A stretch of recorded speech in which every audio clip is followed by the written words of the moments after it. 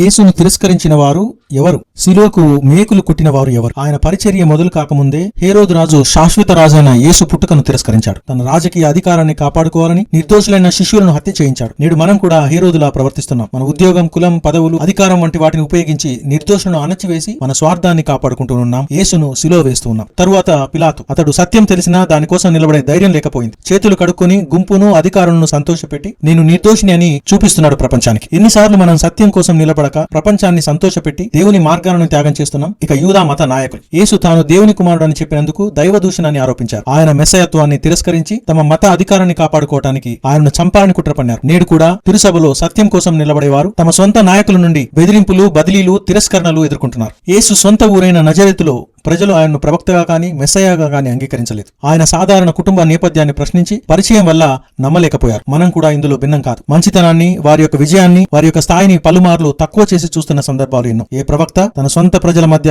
అంగీకరించబడన్న వాస్తవం నేటికి మారలేదు. మరియు యూదా ప్రజలు సైతం యేసును మెస్సయాగా కానీ దైవిక కుమారుడుగా కానీ అంగీకరించరు. వారు వేరొక విమోచకుడి కోసం ఎదురు చూస్తున్నారు. యుద్ధాలు అంతం చేసి దేవాలయాన్ని పునర్నిర్మించి ఇజ్రాయేలు అంతా ఒకటిగా సమకూర్చే వ్యక్తి కోసం ఎదురు చూస్తున్నారు. గలిలయ పట్టణాలు కొరాజీను, బెత్సాయిదా, కఫర్నాము ఆయన అద్భుతాలు చూసి బోధలు విని తమ కఠిన హృదయాలు, లౌకిక మార్గాల వల్ల యేసును తిరస్కరించారు. నేడు ప్రపంచంలో ఎన్నో సమాజాలు, దేశాలు యేసును, క్రైస్తవ మతాన్ని అదే కారణాలతో తిరస్కరించడం చూస్తున్నాం. సమరీయులు సైతం ఆయనను జాతి, మతపరమైన విభేదాల వల్ల దేవుని ఆరాధించే స్థలం కారణం చేత కూడా తిరస్కరించారు. వారు దీర్ఘకాలంగా ఎదురు చూస్తున్న మెస్సయ్య కంటే సాంప్రదాయాలను ఎంచుకున్నారు. అదేవిధంగా నేడు క్రైస్తవ మతంలోను, కథోలిక తిరుసభలోను, మత విభాగాల్లోనూ కలిగిన అసమ్మతులు యేసుని యథార్థతను ఏక కుటుంబంగా అంగీకరించడానికి ఇబ్బంది పడుతున్నాయి. విచారణ సమయంలో చాలా మంది శిష్యులు కూడా అదృశ్యమయ్యారు. పేతురు యేసుని 3 సార్లు తిరస్కరిస్తున్నట్లు చూస్తున్నాం. శిలువ వేయబడే వరకు ఎవరు ఆయన వద్ద నిలబడలేదు. యోహాను మరియమ్మతో కలిసి శిలువ కింద నిలబడటాన్ని మనం చూస్తున్నాం. మరియు మరణానంతరం అరిమత్తయి యేసు శరీరాన్ని దింపి మరియ ఒడిలో ఉంచడాన్ని మనం చూస్తాం. మనం ఎన్నిసార్లు మన పొరుగు వారు లేదా ప్రియులు నిరాశగా, నిస్సహాయంగా ఉన్నప్పుడు అదృశ్యమైపోయాం. ఇబ్బందుల తరువాత వచ్చి పరామర్శలు, ఓదార్పులు చేశాం. ఈ ప్రతి సందర్భంలో మనం యేసును, తోటి వారిని